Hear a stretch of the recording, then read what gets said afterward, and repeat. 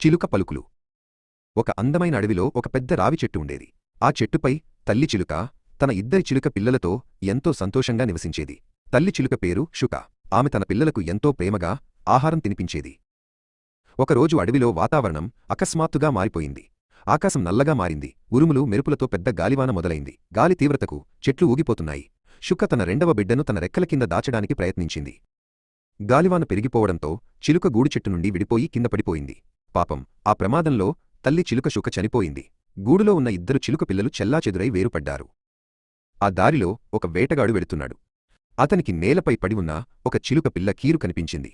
వేటగాడు దాన్ని దయలేకుండా పట్టుకుని ఒక పంజరంలో పెట్టి తన ఇంటికి తీసుకువెళ్లాడు. మరొక చిలుక పిల్ల గుణ సమీపంలోని ఒక ముని ఆశ్రమం వద్ద పడింది.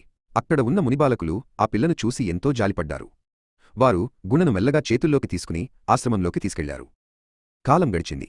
ఆ చిలుక పిల్లలు రెండూ పెద్దయ్యాయి. ఒకరోజు ఆ ప్రాంతాన్ని పాలించే విక్రమ మహారాజు వేటకోసం అడవికి వచ్చాడు. ఆయన తన గుర్రంపై అడవిలో తిరుగుతూ వేటగాడి ఇంటివైపుకు వెళ్లాడు. రాజు వేటగాడి ఇంటి దగ్గరకు రాగానే అక్కడ పంజరంలో ఉన్న కీరు ఆయనను చూసింది.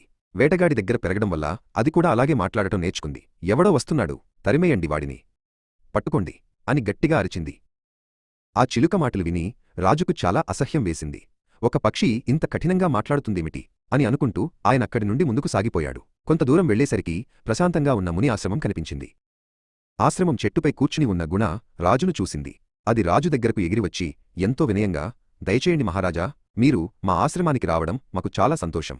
లోపలికి వచ్చి విశ్రాంతి తీసుకోండి అని స్వాగతం పలికింది.